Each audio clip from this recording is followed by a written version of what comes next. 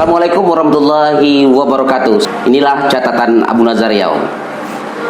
Saudara pemirsa, rancangan undang-undang haluan ideologi Pancasila hari ini mendapat sorotan publik, baik itu dari kalangan Ormas, Muhammadiyah, NU, dan bahkan seluruh Ormas Islam pun pada hari ini menolak penerbitan rancangan undang-undang haluan ideologi Pancasila.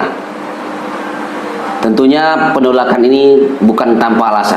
Pada kesempatan ini di catatan Abu Nazar Riau kita mendatangkan pakar hukum Bang Dasril Apandi, SHMH. Selamat datang Bang di catatan Abu Nazar Riau. Assalamualaikum. Waalaikumsalam. Apa kabar Bang? Sehat alhamdulillah. Sibuk Bang ya? Ya, menjalankan rutinitas lah sebagai seorang profesional, dan tapi tetap peka terhadap isu-isu sosial dan kemasyarakatan, terutama bagi Riau dan juga tentu nasional. Iya.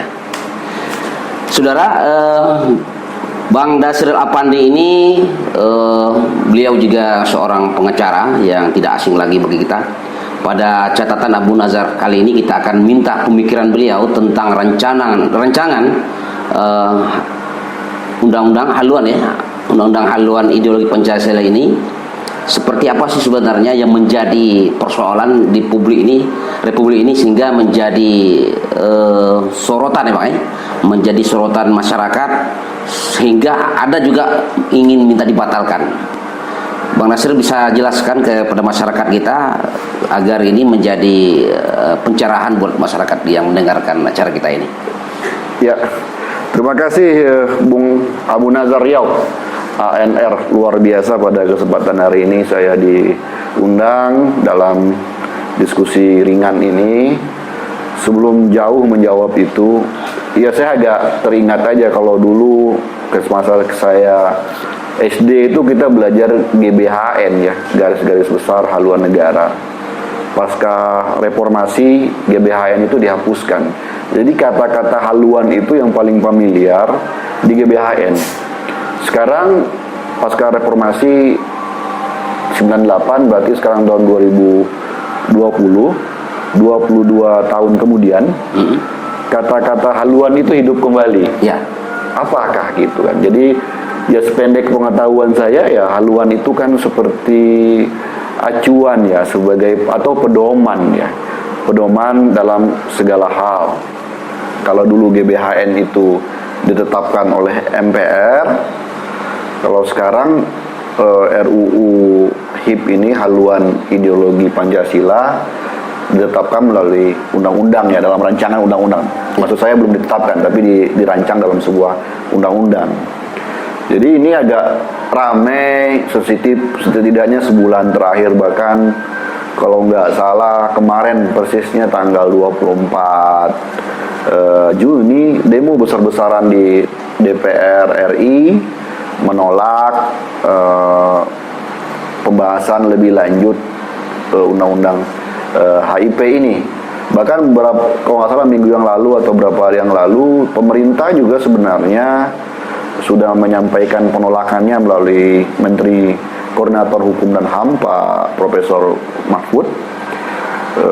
Pada intinya undang-undang ini adalah rancangan undang-undang ini adalah rancangan undang-undang dari hak inisiatif DPR, sehingga pemerintah setidaknya untuk menangguhkan pembahasan ini dan lebih dikaji lebih dalam.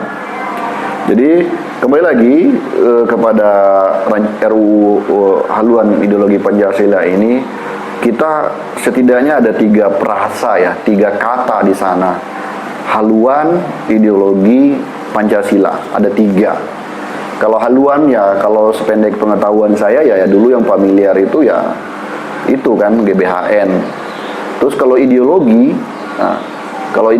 pertanyaannya apakah Pancasila merupakan ideologi gitu loh. Terus kemudian ya Pancasila itu sendiri. Nah, sebelum kita membahas haluan ideologi Pancasila, saya sedikit menyampaikan sependek pengetahuan saya tentang histori Pancasila. Kalau mengenai kata Pancasila itu lahir dan diucapkan pertama kali oleh Bung Karno di sidang BUPKI, Badan Penyelidikan Usaha Persiapan Kemerdekaan Indonesia, pada tanggal 1 Juni 1945, yang berdasarkan ketetapan Presiden, tanggal 1 Juni merupakan hari lahirnya Pancasila. Itu saya pikir sangat clear ya sejarahnya. Tapi sebelum sampai pada sidang pidato Soekarno pada 1 Juni 1945 itu, ada sejarahnya juga, ada sebuah peristiwa-peristiwa yang harus kita ketahui, terutama ya kaum milenial ya, bahwa kita jangan lupa pada sejarah ya, jas merah, jas merah itu, bahwa janji Indonesia terlalu lama dijajah oleh Belanda, namun tidak pernah ada kemerdekaan yang didapat. Jepang menjajah baru 3 tahun, waktu itu telah menjanjikan untuk memberikan kemerdekaan Indonesia, maka dibentuklah namanya BPUPKI, Badan Penyelidikan Usaha Persiapan Kemerdekaan Indonesia,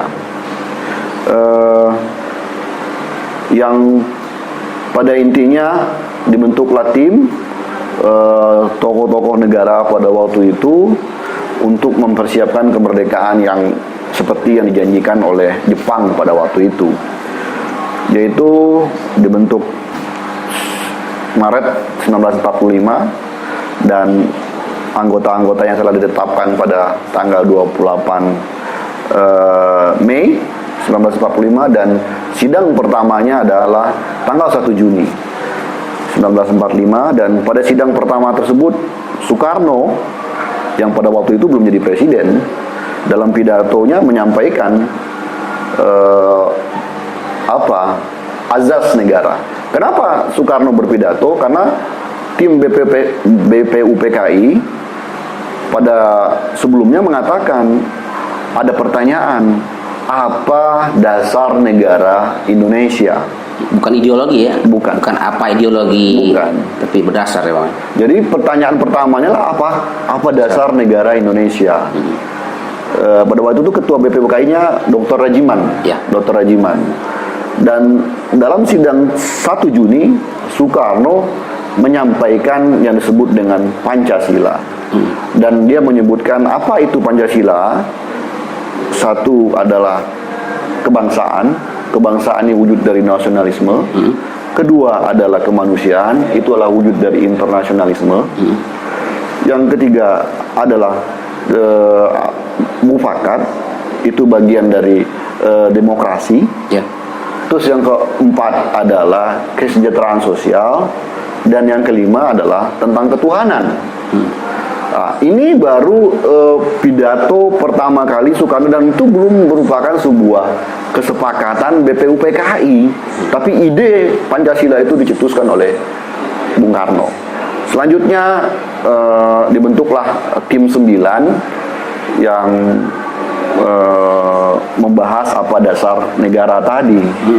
Ya, anggota tim 9 itu ada Bung Karno, ada Bung Hatta, ada A.A. Maramis, ada Kahar Muzakir, ada Haji Agus Salim, ada Abi Kusno, ada Wahid Hasim, ada satu lagi ada apa? Muhammad Yamin, Abi Kusno, Ahmad Subarjo. Nah, jadi tim 9 bersidang, akhirnya terumuskanlah apa dasar negara itu, yang tadi istilahnya sudah disampaikan melalui pidato Soekarno menjadi Pancasila, pada tanggal 22 Juni 1945 yang dikenal dengan Piagam Jakarta. Piagam Jakarta itu tanggal 22 Juni. Ini kalau nggak salah saya itu bertepatan dengan ulang tahunnya Jakarta, itu disebut dengan Piagam Jakarta. Jadi 22 Juni itulah hasil kesepakatan tim 9 pada waktu itu. Tetapi juga itu masih sebuah materi yang belum bersifat final. Piagam Jakarta secara garis besar persis sama dengan apa yang disampaikan oleh Bung Karno dalam pidato 1 Juni. tetapi ada perubahan susunan. Susunan pertamanya Piagam Jakarta berbunyi ketuhanan menjalankan syariat Islam bagi pemeluk-pemeluknya. Yang kedua, kemanusiaan yang adil dan beradab. Yang ketiga, persatuan Indonesia. Yang keempat, kerakyatan yang dipimpin oleh hikmat kebijaksanaan dalam permusyawaratan perwakilan. Kelima adalah keadilan sosial bagi seluruh rakyat Indonesia. Itulah rumusan Piagam Jakarta. Terus kemudian bergulirlah perjuangan ini sampai Indonesia merdeka tanggal 17 Agustus 1945. Ya, Indonesia merdeka 17 Agustus 1945 juga bukan karena pemberian Jepang, karena Jepang sepertinya BPUKI kita sudah siapkan dasar negara dan lain-lain, tapi dia tidak juga ya ikhlas mungkin ya, tidak juga ikhlas memberi kemerdekaan dengan gerakannya Bung Karno dan kawan-kawan founding father bangsa ini. Proklamasilah Indonesia pada tanggal 17 Agustus 1945. Nah, setelah proklamasi tentu ada sebagai negara bangsa harus punya konstitusi, harus punya acuan, yaitu acuan tertingginya itu di mana-mana itu namanya konstitusi yang kita kenal dengan Undang-Undang Dasar 1945. Nah, Undang-Undang Dasar 1945 ini dikumandangkan atau disampaikan pada tanggal 18 Agustus tahun 1945 yang terdiri pada waktu itu ada pembukaan atau mukadimah dan ada batang tubuh. Pembukaannya ada 4 alinea dan ada batang tubuhnya 37 pasal ya, kalau nggak salah saya 37 pasal. Di pembukaan atau di mukadimah itu di alinea keempat termuat dan tertuang rumusan Pancasila sebagai dasar negara. Nah, rumusan Pancasila sebagai dasar negara di alinea keempat itu adalah evolusi terlalu lama ya. Ada perubahan redaksi dari Piagam Jakarta khususnya untuk sila pertama. Karena pada waktu itu tentu terjadi perdebatan oleh bapak-bapak bangsa. Jadi kita nggak usah ke sana, tapi pasti ada perdebatan oleh bapak bangsa pada waktu itu. Tapi menjadilah yang termuat itu sila pertamanya menjadi ketuhanan yang Maha Esa. Terus sila keduanya saya sampaikan tadi kemanusiaan yang adil dan beradab dan selanjutnya. Nah, itulah bagaimana memposisikan Pancasila itu dalam konstitusi kita dan sudah sangat sangat kuat dan strategis. Rumusan Pancasila itu ada di Undang-Undang Dasar 1945 dan pembukaan alinea keempat.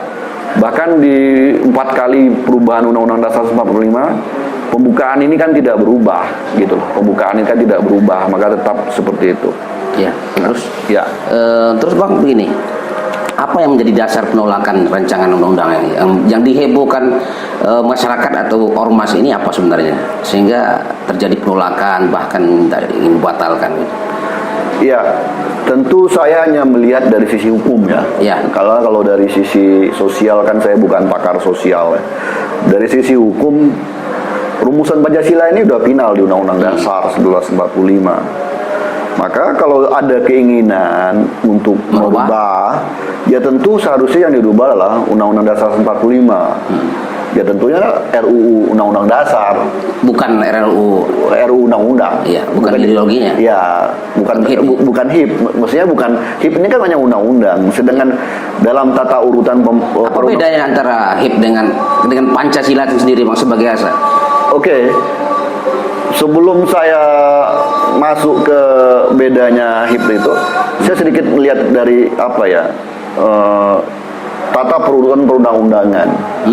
Di Indonesia ini tata perundang-undangan yang paling tinggi itu adalah Undang-Undang Dasar, yaitu kita kenal dengan Undang-Undang Dasar 1945, yang sudah diamandemen sampai ke 4 kali gitu. Nah, itulah tata urutan yang paling tinggi. Jadi, tapi bukan berarti tidak bisa dirubah. Bukan berarti tidak berubah. Saya setuju di situ. Bukan berarti tidak bisa dirubah. Dan faktanya sudah dirubah. Faktanya sudah berubah kan? Sudah pernah dirubah 4 kali gitu loh. Nah, jika rumusan Pancasila dalam mukadimah tadi ingin dirubah, ya mestinya rumusan Undang-Undang Dasar 1945 itu yang akan dirubah. Mungkin dalam amandemen kelima Undang-Undang 45 gitu. Iya. Mungkin seperti itu. Saya melihatnya. Terus kemudian hari ini ada hak inisiatif DPR. Itu inisiatif atau apa pemerintah yang mengajukan? Dari informasi yang saya dengar dari beberapa media dan berita yang saya baca, itu hak inisiatif. Undang-undangnya adalah hak inisiatif DPR. Tanpa melibatkan pemerintah emang? Ya kalau hak inisiatif kan tentu rumah domainnya DPR. Dan kemudian nanti akan dibahas karena dengan pemerintah, karena undang-undang itu kan adalah produknya pemerintah dan DPR, tidak hanya produk DPR. Tapi bisa inisiatifnya pemerintah, bisa inisiatifnya dari DPR. Ya, kalau untuk HIP, RUU HIP ini inisiatifnya dari DPR. Nah, terus apa yang menjadi belakangan agak ramai, terutama bagi kalangan Islam dan kalangan ormas-ormas Islam, bahkan MUI sendiri, apakah saya juga nggak tahu apakah MUI itu secara institusional atau tokoh-tokoh MUI, karena ketua MUI masih Pak Wapres ini ya, ketua umumnya MUI masih Pak Kiai Ma'ruf kan, tapi keluar maklumat atas nama MUI. Nah, ada pernyataan MUI menolak RUU HIP. Karena apa?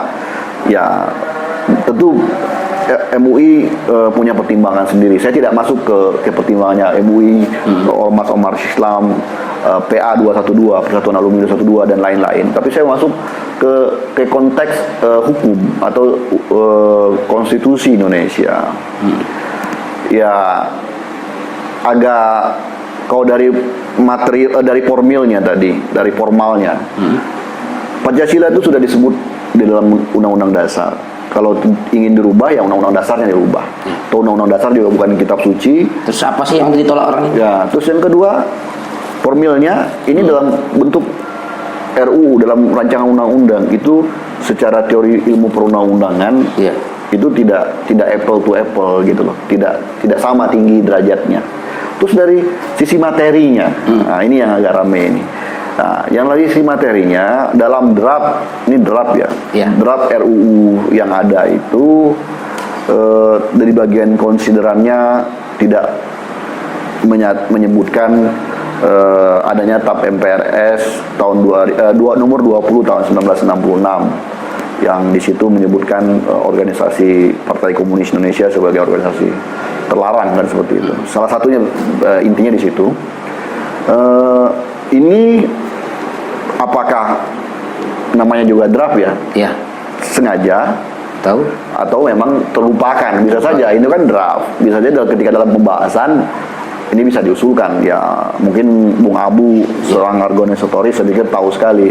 Ya udah diketok palu kan, masa bisa di PK ya Pak Abu ya? Nah, ya kan gitu kan. Tapi setuju bisa di PK kan, seperti itu. Artinya itu belum jadi. Tapi itu menjadi hal yang substansi dalam sejarah bangsa Indonesia.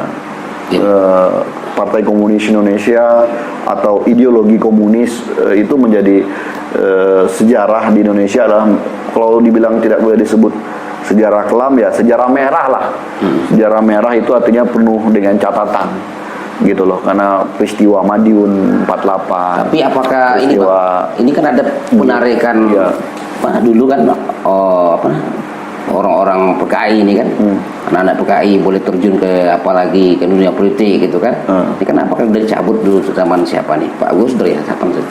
Secara personal banyak produk ketentuan tentang pelarangan bagi Tapol dan Napol itu kan zamannya Pak Habibie pasca reformasi kan sudah dicabut. Sudah selesai dan sudah tidak ada pembatasan hak-hak konstitusional, contohnya hak dipilih dan hak memilih seseorang sepanjang dia berwarga negara Indonesia, memenuhi syarat dalam Undang-Undang Dasar dan Undang-Undang, silakan gitu loh. Jadi kekhawatiran bahwa mungkin ya, maaf kalau saya bilang mungkin dulu memiliki hubungan kekeluargaan atau kekerabatan dengan Tapol dan Napol itu, tahanan politik dan narapidana politik itu sebetulnya sudah selesai gitu loh.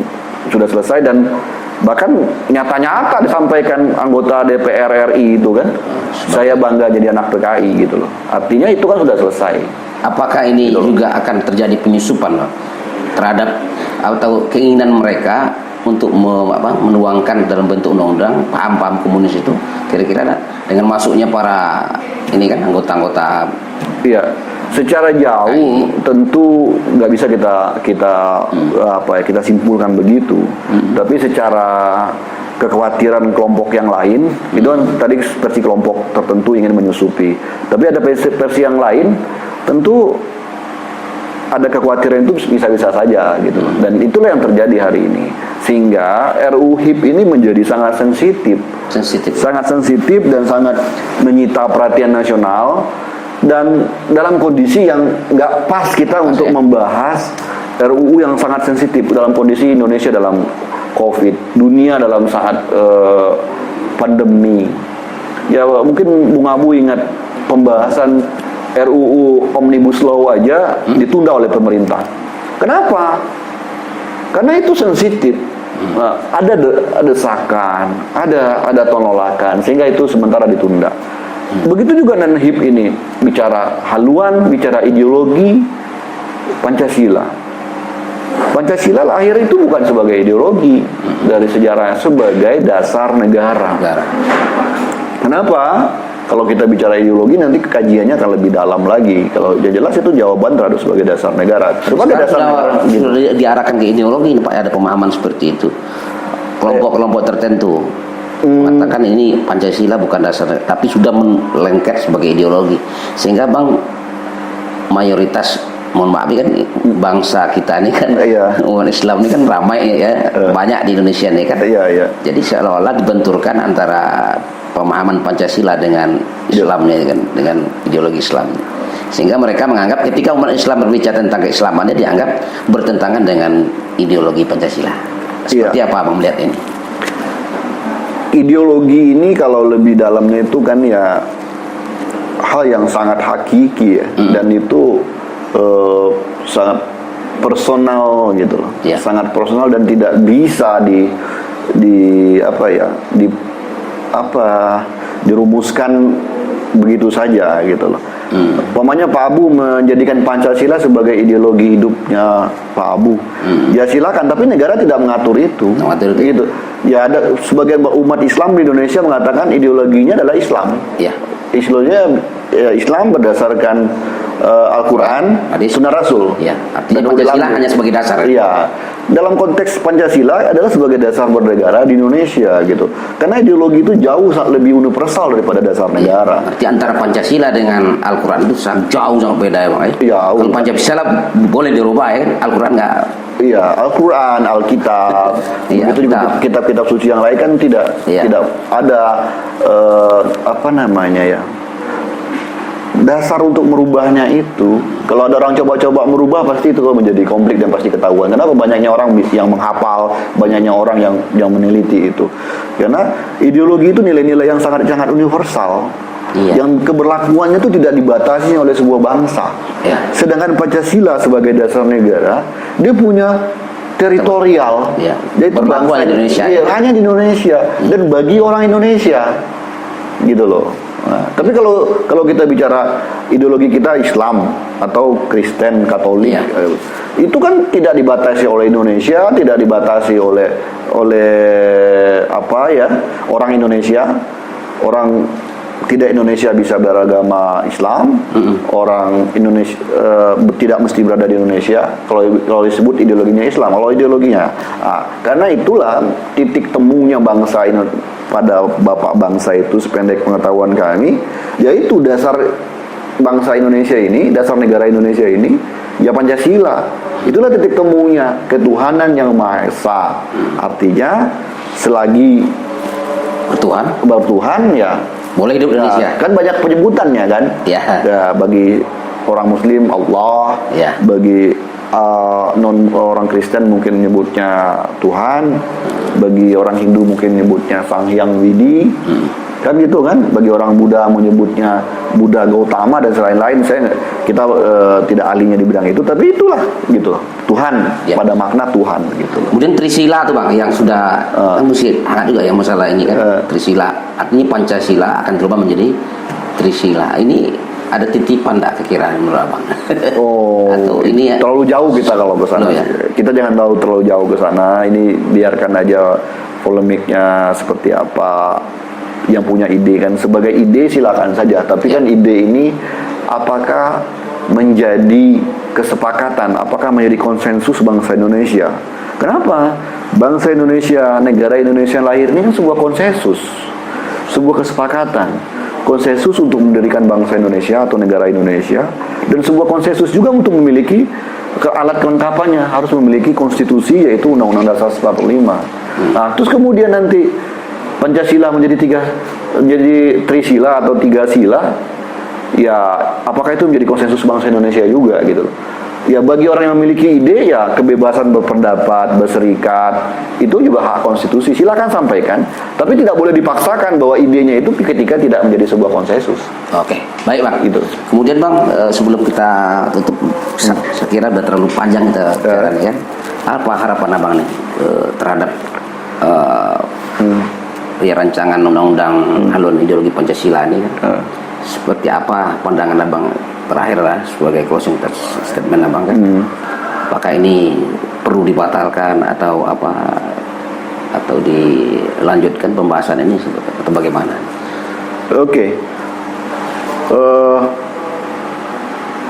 Kalau saya melihat kondisi hari ini dan melihat tanggapan masyarakat yang begitu responsif ya, terlalu banyak. Saya pikir masih terlalu prematur lah, atau terlalu dini kita untuk melanjutkan pembahasan RUU HIP ini. Ya cobalah disosialisasikan dulu, tidak langsung dalam bentuk RUU, tapi dalam bentuk tadi akademis. Iya, mungkin apakah diperlukan nggak haluannya Pancasila gitu. Pancasila ini perlu dibuatnya haluan atau seperti apa gitu. Itu dulu kan banyak pakar-pakar, banyak akademisi dunia kampus yang bisa membicarakan itu, dan juga masyarakat. Libatkan semua elemen. Nah, kalau itu sebuah sebuah keinginan, sebuah harapan bahwa Pancasila hari ini sudah tidak bisa mengakomodir perkembangan zaman, ya, dan harus diubah, dan bentuk diubahnya menjadi harus ada yang lebih apalagi menjadi lebih jelas, lebih tegas. Ya, apakah itu nanti dalam bentuk rancangan undang-undang, ya sah-sah saja, boleh-boleh saja, tetapi jangan dalam seperti ini tiba-tiba langsung ada hak inisiatif keluar RUU HIP, haluan ideologi Pancasila atau HIP gitu loh. Nah, dan menimbulkan gejolak. Nah, pada senyatanya teori hukum itu kan toh nanti undang-undang itu kan untuk masyarakat, untuk masyarakat juga, untuk warga negara juga. Kalau warga negaranya tidak menginginkan, tidak mematuhi, maka tidak tercapai tujuan hukum itu, terutama ya tujuan hukum, apakah itu keadilan, apakah itu kemanfaatan atau kepastian hukum. Ya, untuk tercapainya tujuan hukum itu ya libatkan masyarakat, bahas secara komprehensif, dan ya kalau itu merupakan sebuah konsensus bangsa ini, ya tentu melalui lembaga perwakilan di DPR. Ya saya pikir ya rubah, ya kalau itu sebuah konsensus silakan rubah Undang-Undang Dasar 45 dalam sidang umum MPR. Nggak bisa di dalam undang-undang, karena ini gimana nanti bicara undang-undang, Pancasilanya di Undang-Undang Dasar tidak dirubah, terus undang-undang bicara haluan ideologi Pancasila, dia namanya saja jadi haluan gitu. Haluan itu menjadi pedoman. Kalau Pak Nazar kan, Pak Abu Nazar orang Ocu nih, kalau naik sompan itu kan haluan itu kan yang di depan kan, kemana mau beloknya kan, kemudi kan di belakang. Nah, kalau kapal, haluan itu ya kapten kapalnya yang tahu gitu loh. Ya gimana arahnya itu diatur, yang lebih rendah oleh yang mau diatur, dia susah kan. Saya pikir seperti itu. Oke Bang, terima kasih. Bincang-bincang kita di catatan Abu Nazar ya. Pancasila merupakan azas negara Republik Indonesia yang sudah bersifat final. Namun kalau ingin dilakukan perubahan, tentunya perlu dilakukan konsensus bersama melalui sidang MPR, dan itu juga merupakan kesepakatan bersama karena undang-undang dilahirkan untuk kepentingan rakyat Republik Indonesia. Demikian catatan Abu Nazar Riau. Assalamualaikum warahmatullahi wabarakatuh. Sampai jumpa. Waalaikumsalam.